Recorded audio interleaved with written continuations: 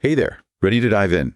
Today, we're tackling a topic that's been debated for ages, the doctrine of salvation.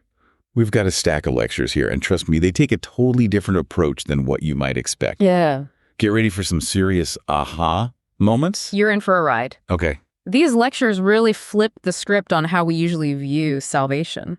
Okay, let's unpack this. Okay. So they start by saying, it's not just about getting into heaven, Right. but understanding our place in this massive cosmic drama. A cosmic drama. Now, that sounds way more interesting than fire and brimstone, right? What's the story here? Well, it's all about seeing the Bible as a captivating story, not just a list of rules. Okay. We're talking ancient context, their worldview, how they understood their relationship with the divine. So instead of reading it like a textbook, Right. we should be thinking of it more like, I don't know, Game of Thrones, but with way more profound implications. Exactly. And just like any good story, there are heroes, villains, conflicts, and a grand narrative unfolding. Okay. The lectures invite you to become a part of this story, to see how your life connects to this much larger drama. Okay, I'm hooked already. Okay. Tell me more about how I can actually jump into this narrative. Well, there's this fascinating example in Deuteronomy 26. Okay. It's not just a passage to read passively, but an invitation to think like the ancient writer and the audience. They were living this story, and the lectures challenge you to step into their shoes. Whoa, that's deep. So it's about actively engaging with the text. Yes. Almost like having a conversation with the ancient world. Yeah. I can see how that would make the Bible come alive in a totally different way. Absolutely. And speaking of this ancient world, Okay. the lectures then shift to the heart of the matter. Okay. What problem is salvation actually trying to solve? Okay. It's not just about individual sin like we often hear. Okay, so if it's not just about avoiding hellfire, what's the real issue here? What were they grappling with back then? Imagine a world with a pantheon of gods, each vying for allegiance. Right. The ancient world wasn't so much about being good or bad as it was about aligning yourself with the right power structure, the right divine authority. Right. I mean, it's easy to forget that back then everyone believed in multiple gods. Right. It wasn't this clear-cut one god versus the rest situation we often picture today. Exactly. And that's why the lectures emphasize that the real problem salvation addresses is misplaced worship, Okay. being loyal to the wrong deity. Okay. They argue that covenant faithfulness, not just avoiding sin, is key to understanding this whole concept. So it's more about loyalty within a relationship Yes. than just following a set of rules. That totally changes the game. You got it. And to really highlight this idea of competing powers, there's this intriguing detail in the lectures. When Satan tempts Jesus, he actually quotes Deuteronomy 32. Wait, seriously? Yeah. I never caught that. That's wild. It's fascinating. What's the significance of that? Yeah. What does that tell us about this whole salvation thing? It suggests that this isn't just some abstract theological debate. Okay. Salvation is about choosing sides in a cosmic power struggle. It's about aligning ourselves with the true source of authority, Yahweh, in a world where other forces are vying for our allegiance. Okay, mind officially blown. Yeah. We're talking cosmic drama, right? Yeah. So who are the players in this grand narrative? Right. And how do we even begin to understand what it means to be on the right side? Right. This is where it gets really interesting, right? You're definitely picking up on the key theme here. It's all about allegiance in this cosmic drama. And to understand that better, we need to dig into the words themselves. Okay. The lectures spend some time unpacking the original Hebrew terms, Okay. often translated as faith and righteousness. Here we go, getting into the nitty-gritty. This is where I always feel like I need a dictionary handy. What words are we talking about specifically? The Hebrew words are aman and tzedekah. And trust me, their meanings are way more nuanced than how we usually interpret faith and righteousness today. Okay, I'm intrigued. Give me the lowdown. What do these words actually mean, and how does that change things? Well, righteousness, or tzedekah, in this context, isn't about being morally perfect or following a checklist of rules. It's about right alignment, about being in a right relationship with Yahweh. It's about loyalty. So it's not about being a goody two-shoes, but about being connected to the right source, being on the right team, so to speak. Exactly. And aman, often translated as faith, goes hand in hand with this. It's not just about intellectually believing in God, but about faithfulness, about loyalty demonstrated through action. So it's not just talk the talk, you got to walk the walk. Yeah. I like it. Do the lectures give any examples of this in the Bible? How about those Old Testament heroes? They actually use Abraham as a prime example. He's declared righteous, not because he was morally flawless. Remember that whole incident with Sarah and the Pharaoh? Oh, yeah, not his finest moment. Exactly. Yeah. But despite his imperfections, he was declared righteous because of his aman, his unwavering faithfulness to Yahweh. That's actually a really encouraging way to think about it. It's not about being perfect, but about consistently choosing loyalty even when we mess up. Precisely.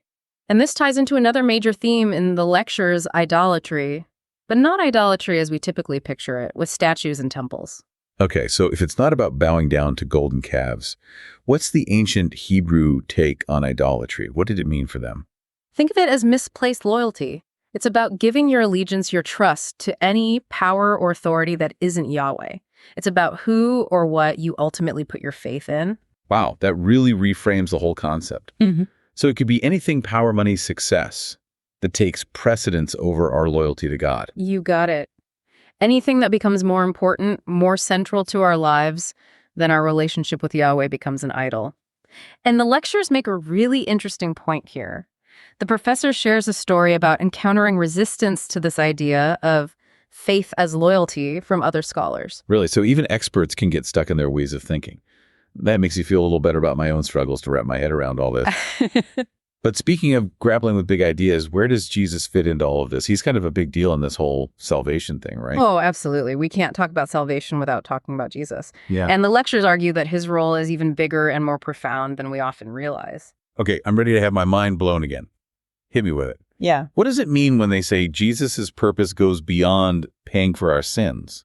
That's a phrase we hear all the time. Right. And that imagery of a transactional payment, like God's some kind of cosmic accountant, it's not really found in the original language. So what's a more accurate way to understand Jesus' role in all of this? The lecture suggests that Jesus came to embody that radical loyalty we were just talking about. He lived it out perfectly as a model for us to follow. So it's not just about what he did for us, but about who he was and how he lived. Exactly. He showed us what it looks like to be in perfect alignment with God, to live out true tzedekah righteousness in every aspect of life. And get this, the lecture dive into this really interesting passage in John 1:8. It's where Jesus is called monogenes theos. Monogenes theos. Okay, you're going to break that down for me. It sounds like some serious theological jargon. It definitely sounds intimidating, but it's actually pretty mind-blowing when you understand what it means. See, monogenes doesn't mean only begotten, like some older translations suggest, but rather unique or one of a kind. And theos, well, we've been talking about theos all along. It means God or divine being. Okay, so monogenes theos. Jesus as this unique divine being. What's the big deal about that phrase? How does it connect to everything else we've been discussing? It's all about highlighting Jesus' special relationship with God, his unique authority and power. He's not just a prophet or a teacher, but someone who embodies the very essence of God in a way no one else ever has. So how does that understanding change how we view Jesus' ministry? We were talking about him as this model for us. Exactly. It means that when Jesus taught about loving our enemies or forgiving those who hurt us, he wasn't just sharing some nice ideas, he was revealing the very heart of God. And the lectures challenge us to go back and revisit those familiar gospel stories, but this time look for how Jesus embodies this radical loyalty, this aman in everything he does. Okay, you've definitely given me a lot to think about already. Yeah. But what about atonement? That feels like a huge part of the salvation story that we haven't touched on yet. You're right, atonement is essential. And the lectures suggest that even that needs to be understood through this lens of right relationship and sacred space. Remember how we talked about the ancient world being obsessed with aligning with the right powers? Oh yeah, totally. Like choosing your allegiance in a cosmic power struggle. Right. So in the Old Testament, atonement was all about ritual cleansing, so people could approach God's presence. They had this elaborate system of sacrifices and rituals because they believed you couldn't just waltz into the presence of the divine. It's kind of like taking off your shoes before entering someone's house. Wow. A sign of respect, acknowledging that you're entering a sacred space. Perfect analogy. And the lectures point out that Jesus, in a sense, becomes that access point to God. He's often called the hilasterion, the mercy seat. Wait, the what seat? The hilasterion, it sounds complicated, but it's actually a really powerful image. In the Old Testament, the mercy seat was the lid on the Ark of the Covenant, the holiest of holies where God's presence dwelled. And get this, the word hilasterion was actually used in the Greek translation of the Old Testament to refer to the mercy seat. So they're saying that Jesus becomes the mercy seat. That's a powerful image. But what does it actually mean for us today? It means that instead of offering animal sacrifices or performing rituals, we have direct access to God through Jesus. He bridges the gap, removes the barriers that separate us from God's presence. So instead of Jesus paying off some cosmic debt, he's removing the obstacles that prevent us from having a relationship with God in the first place. Exactly. And it challenges us to rethink familiar phrases like, Jesus died for our sins. What if we viewed those phrases through this lens of ritual purity, of access to God's presence? It opens up a whole new way of understanding what Jesus accomplished. Wow, that's a lot to process. Yeah. It definitely makes you question a lot of assumptions, doesn't it? It absolutely does. And that's the beauty of these lectures. They're not afraid to ask tough questions and challenge traditional interpretations. It's like we've been given this whole new set of lenses to view this ancient story, and suddenly it's relevant and exciting and a little bit mind-blowing all at the same time. Exactly. And here's where it gets even more interesting. These lectures don't just leave us with a bunch of heady concepts. They remind us that the story of salvation is ongoing, and it involves more than just our individual relationship with God. So there's a bigger picture here. I knew it.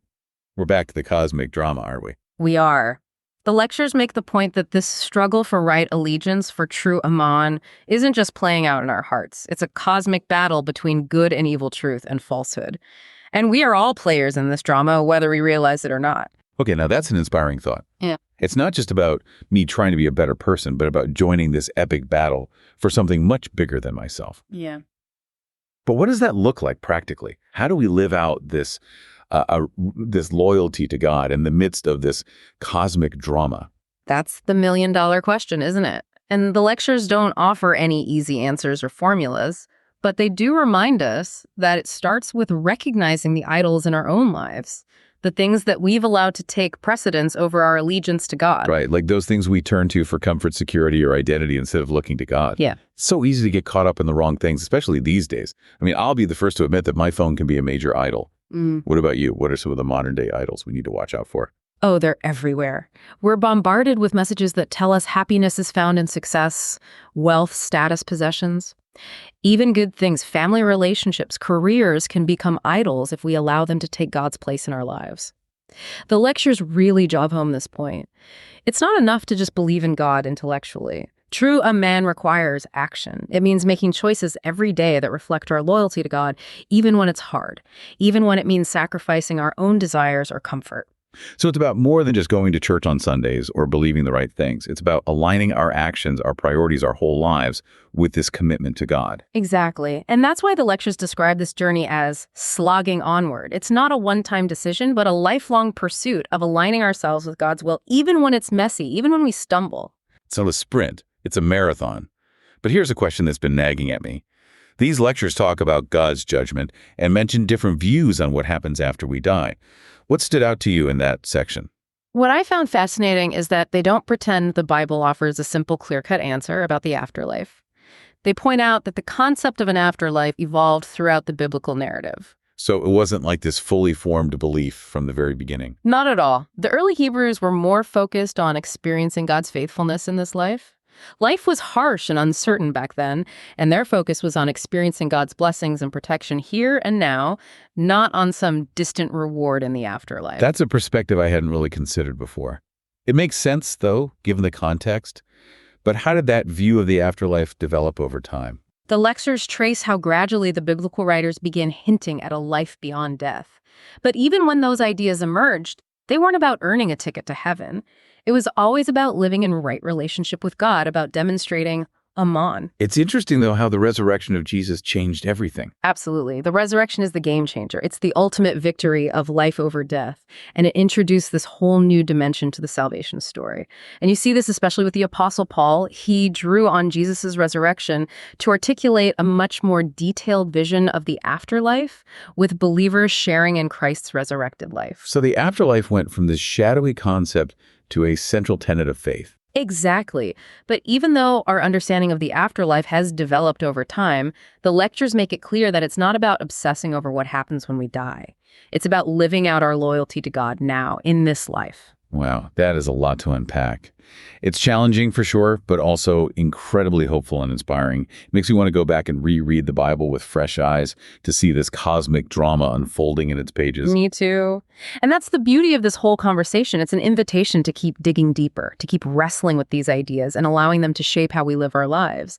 It's about embracing the journey of slogging onward, deepening our loyalty to God each step of the way. It's not about reaching some final destination, but about the journey itself, about becoming more like the God we're called to follow. Absolutely. It's about allowing this ancient story to transform our hearts and minds, leading us into deeper relationship with God and a greater understanding of our place in this grand cosmic drama. Well said. And on that note, I think we've done enough deep diving for one day. To everyone listening, keep exploring, keep asking questions, and keep seeking truth. Until next time.